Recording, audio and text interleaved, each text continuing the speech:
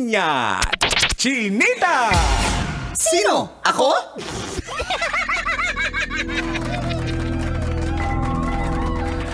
Isang magandang araw, Luzon, Visayas at Mindanao.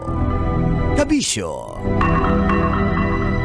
Ngayong Pasko, Merry Christmas! wala pa Kabisyo mga guys. ngayong Pasko, tayo'y magsama-sama. Ay, tapos na yung Tapos na Pasko. ba? Welcome sa isa namang edisyon ng Sino? Ako?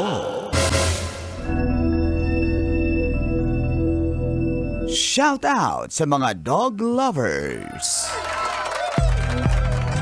Isang lalaki mula sa Ontario, Canada ang nakatanggap ng papuri at award dahil sa pagsuot ng costume bilang aso.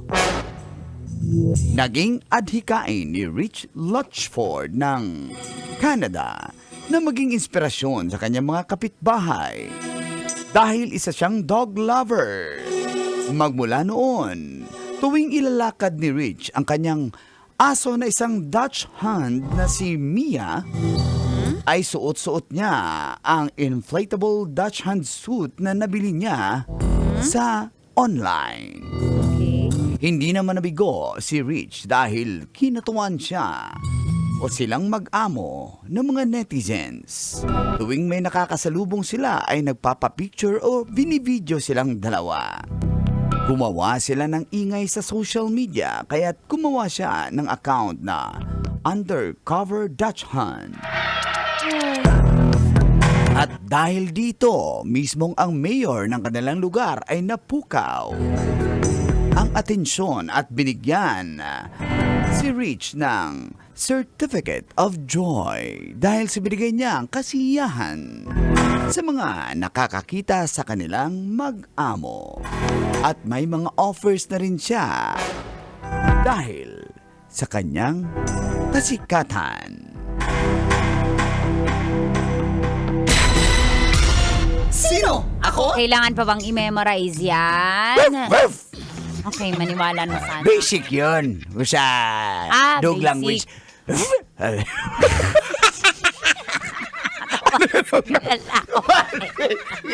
Pinipilit kasi.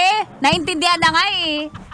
Sa high blood na naman yung Tita Max you guys. Ganun talaga pag magkaedad na high blood na talaga. Ganon pag galit sa babaero, huwag nyo nang idama yung edad. Ika lang, aso yung pinag-uusapan, hindi babaero. Eh, mahilig mag-dog style yung mga babae.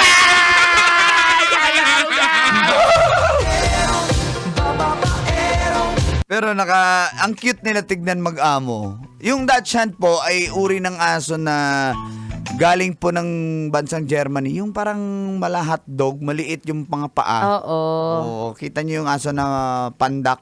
Tapos palang hotdog yun. Mga oo, Dutch Hound ang tawag doon. Dito tawag dyan hotdog. Sabi na, ah! Tumatawa na nga ako. Yung aso? Hindi, yung amo, yung amo. Kaya sa mga mahilig sa aso dyan, mga dog lovers, shout out sa inyo at baka hindi nyo pa napakain yung mga alaga nyo dyan. Pag may aso si Tita, mas kinukulong o tinatali? Hindi, may freedom ang aso kasi ganyan dapat ang aso para makakagat siya.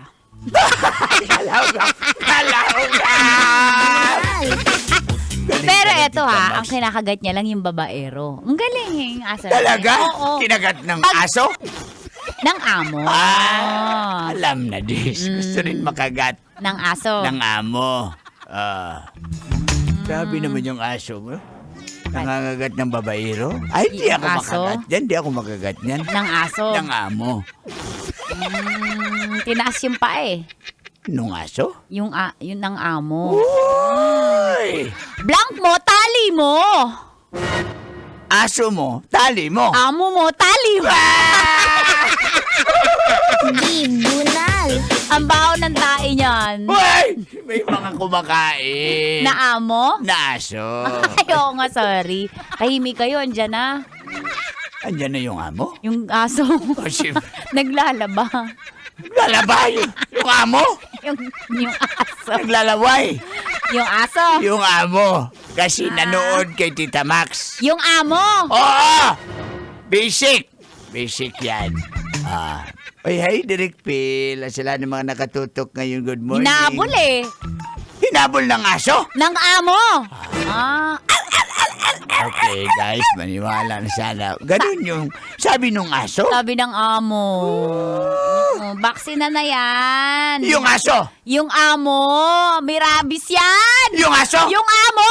Tarakot. Yung amo! Yung aso. Ang haba ng kuko.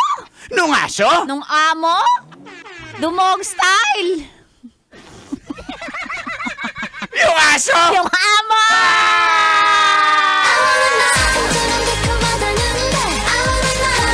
Umiin sa gulong. Yung aso! Yung amo. Sabi na tawa na si Ilagay na yan sa shelter. si Silter. Yung amo? Shelter eh. Yung aso. Wala na. Hindi Patay ko na alam yung kung joke. anong Silter eh. Yung mga stray na aso. Ganun pala. Stray. Ayan, good morning sa mga dog lovers. Ikasta na yan. Yung aso? Yung Patay. mga kabisyong galas 9 po tayo.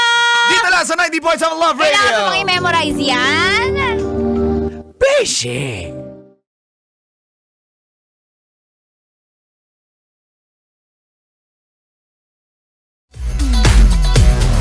Metro's number